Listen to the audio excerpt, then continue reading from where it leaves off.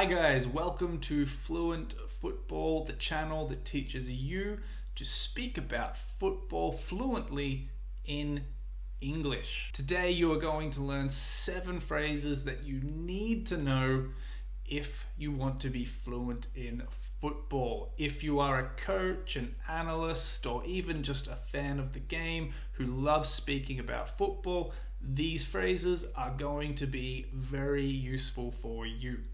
We have an article from Lucas Cialis over at footballcoach365.com focusing on centre backs. I will leave a link to the article in the description so that you can read it for yourself.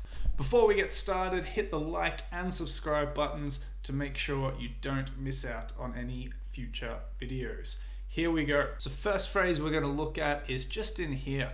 Over the last decades, the importance of having ball-playing centre-backs who are capable of beginning the attacks, it's vital for top teams. So ball-playing centre-backs, we're going to look at this one. A ball-playing centre-back is a way of saying a centre-back who is comfortable doing things like dribbling, passing, and generally controlling the ball. They're not just focused on defending and tackling as they were in the past. They're more involved in actually using the ball and making passes.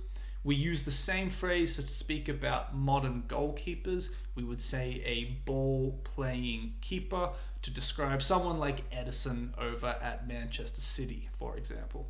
Next one, moving on. In a positional play team, the demands from the centre backs are much higher. They need to get involved with the ball circulation and act as pressure relief for players further forward. So we're going to look at this ball circulation. So ball circulation, this is just the idea of passing the ball around your team, moving it from player to player. You can also say circulate the ball, and it's just about maintaining possession and moving the ball around. Next one is a good one. So there are coaches who prefer their central defenders to have small distances when building up. Building up. Let's have a look at this one. To build up is a phrase that describes the way a team attacks.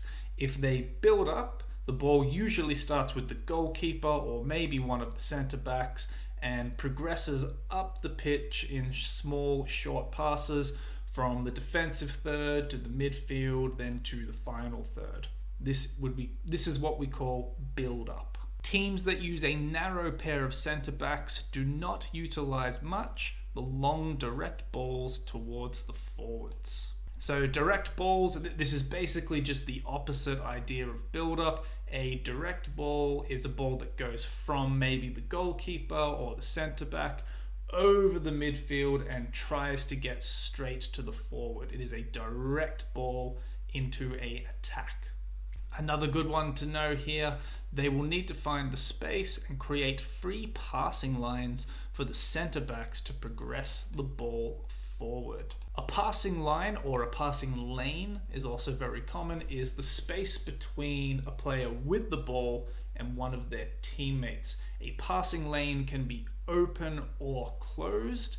If it's open, this means there is no defender between the two players. If it's closed, that means there is a defender between the two players.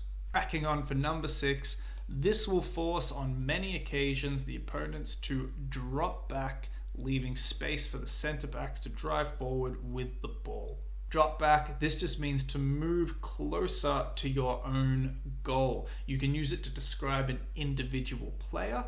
So you can say the centre forward drops back into the midfield, or you could use it to describe the entire team. For example, the team decides to drop back and defend deep.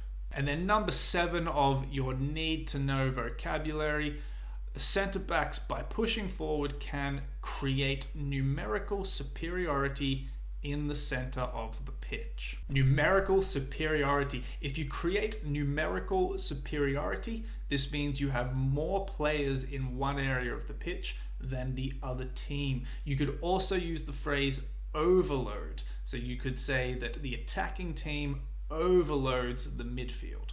So there you go, guys. There are your 7 need-to-know phrases to get fluent in football for today. Please head on over to footballcoach365.com to check out this article and see all these words and phrases in context. If there's any others that you're confused about, don't be afraid to comment below and ask me what they mean. And of course, if you find this useful, please remember to hit the like and subscribe buttons. Thanks very much, guys. I will see you next time.